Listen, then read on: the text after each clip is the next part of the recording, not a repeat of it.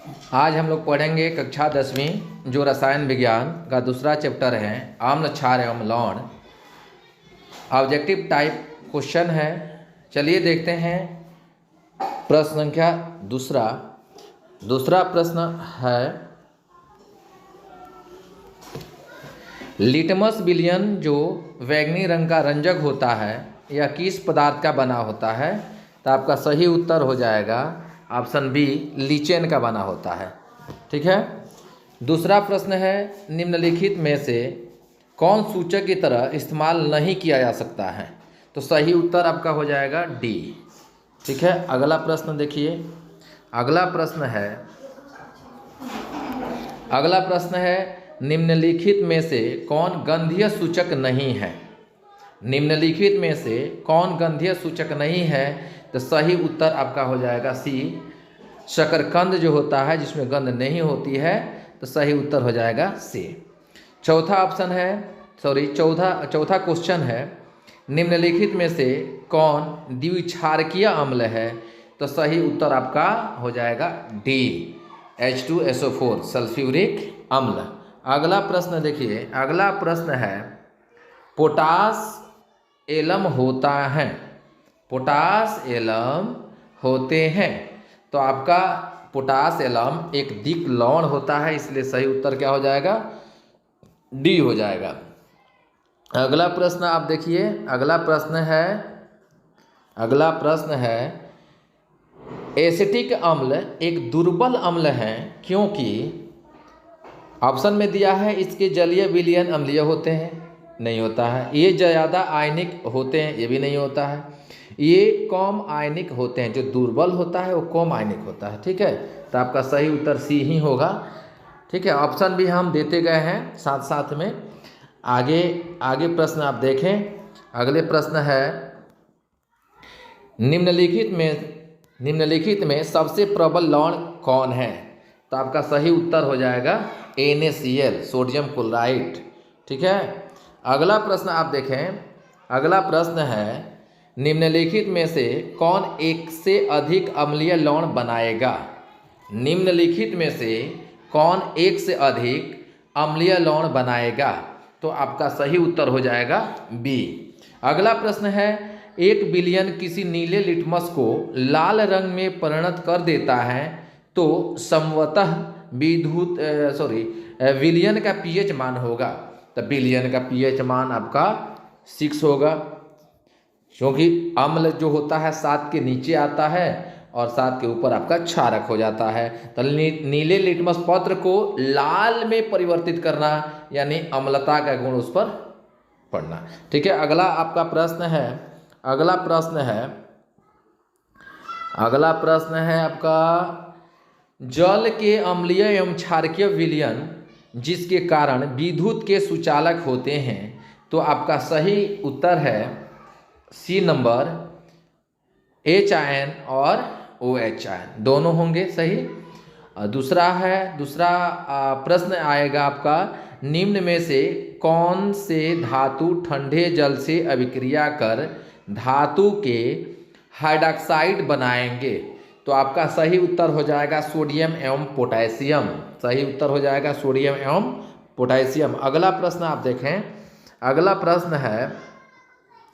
प्रश्न है, निम्नलिखित में से किस विलयन का उपयोग दीवारों की सफेदी करने के लिए किया जाता है?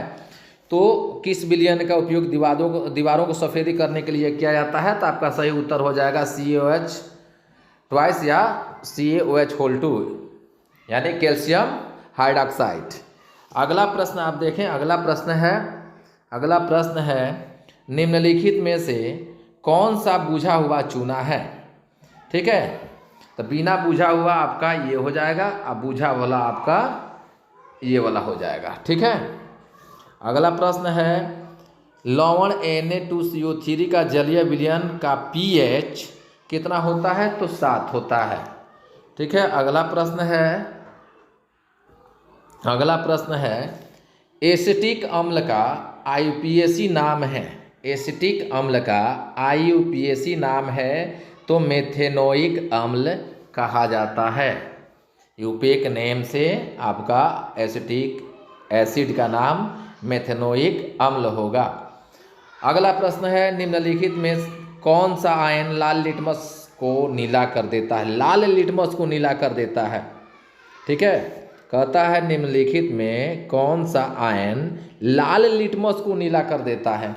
तो आपका OH सही हो जाएगा, क्योंकि नीला को जो लाल करता है अम्ल होता है, और जिस लाल को नीला करता है जिसमें क्षारक होता है, तो OH आपका सही उत्तर हो जाएगा। अगला प्रश्न है, कोई विलयन नीले लिटमस पत्र को लाल कर देता है, इसका pH संभवतः होगा। तो नीले लिटमस को लाल कर देता है तो वो जो pH होगा 7 के नीचे होगा, और जो सबसे कम नंबर में आएगा वही आपका सही होगा। तो आपका कौन सा है? तो ए नंबर सही उत्तर है। अगला प्रश्न है, ऑक्जैलिक अम्ल का प्राकृतिक स्रोत निम्नलिखित में कौन है?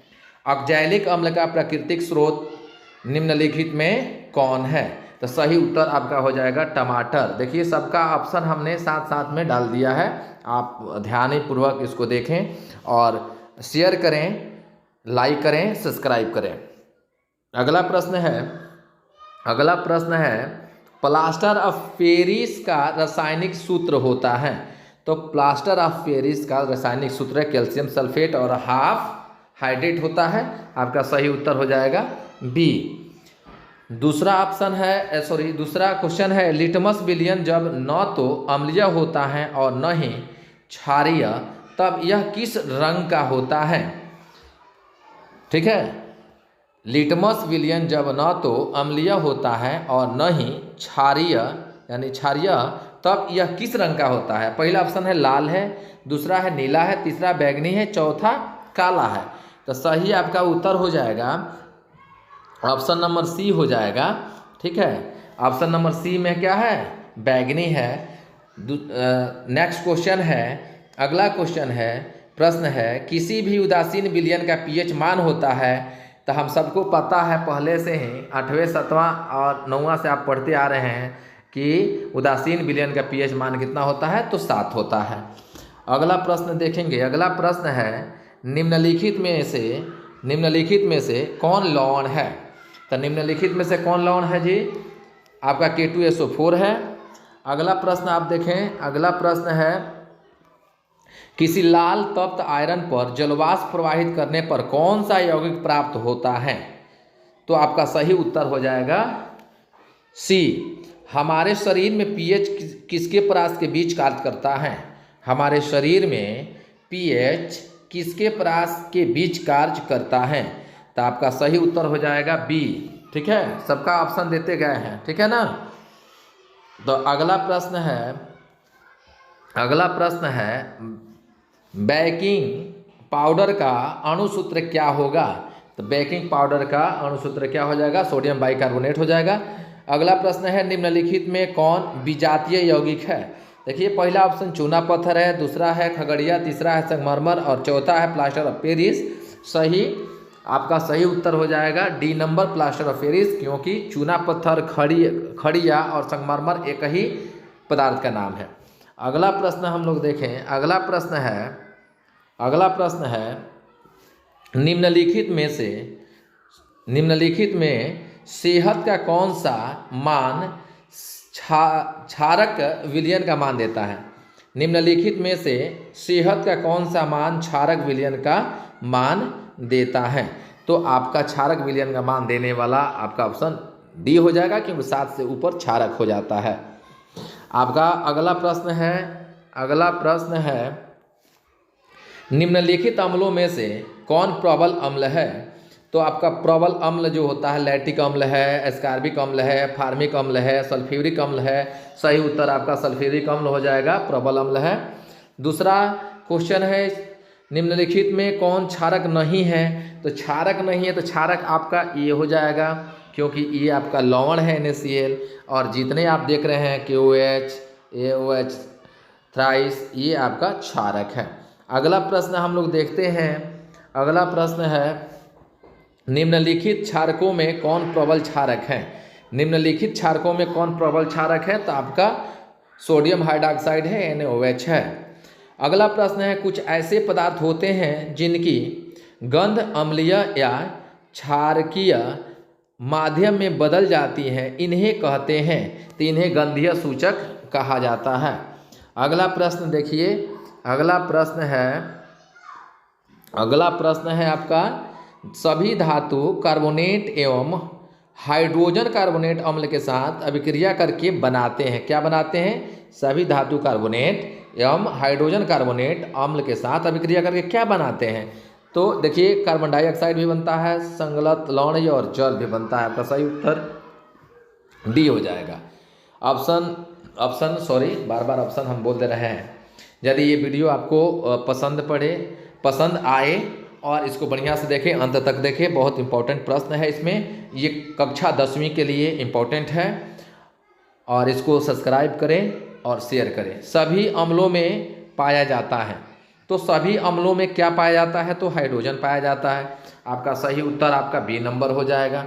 अगला प्रश्न आप देखते हैं, अगला प्रश्न है, हाइड्रोजन युक्त सभी यौगिक होते हैं, हाइड्रोजन युक्त सभी यौगिक होते हैं, तो आपका अम्ल हो जाएगा।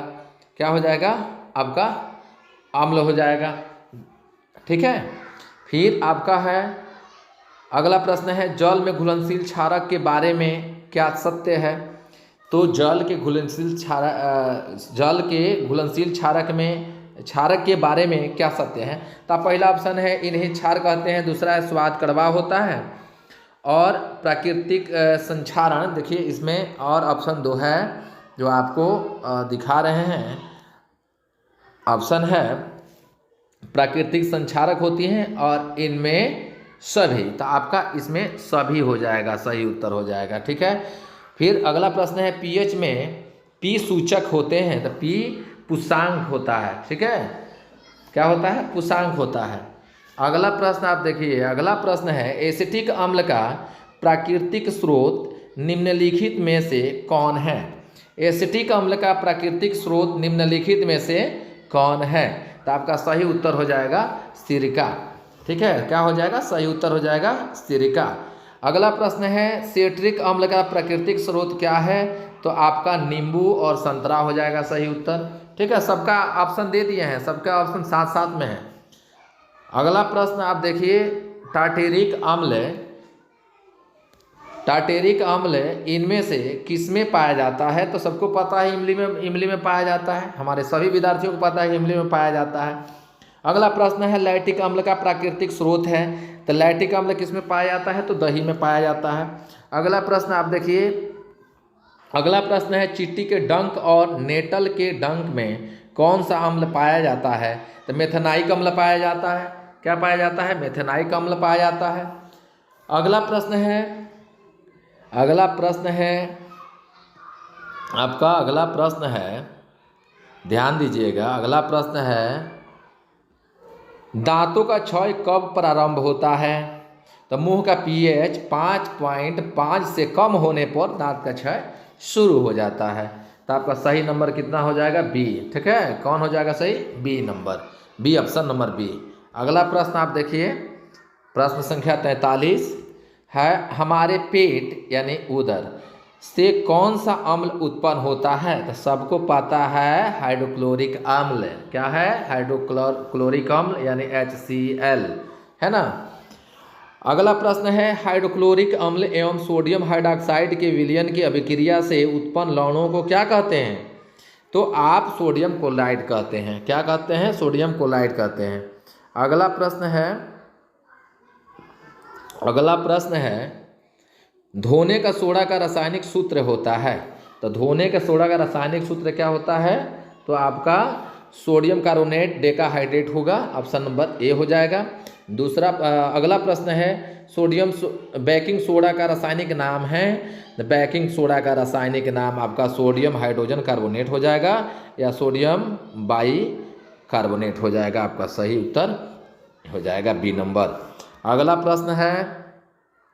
अगला प्रश्न है, बेकिंग सोडा का रासायनिक सूत्र होता है। तो आपका सोडियम बाइकार्बोनेट हो जाएगा, सोडियम हाइड्रोजन कार्बोनेट भी कह सकते हैं। अगला प्रश्न है, जल की स्थायी कठोरता को हटाने के लिए किसका उपयोग किया जाता है? तो आपका सही उत्तर हो जाएगा किसका, धोने का सोडा का। अगला प्रश्न आप देखिए, अगला प्रश्न है सोडा अम्ल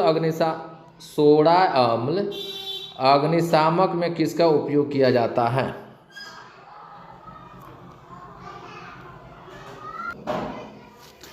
सोडा अम्ल अग्निशामक में किसका उपयोग किया जाता है, तो किसका उपयोग किया जाता है, आपका सही उत्तर हो जाएगा, सही उत्तर आपका हो जाएगा ऑप्शन नंबर सी। ठीक है। अगला प्रश्न है सल्फेट अर्धहाइड्रेट या बोल सकते हैं हेमीटाइट्रेट का अन्य नाम क्या है। ठीक है, तो आप बोल सकते हैं, तो इसका सही उत्तर हो जाएगा ऑप्शन नंबर बी। ठीक है, प्लास्टर ऑफ पेरिस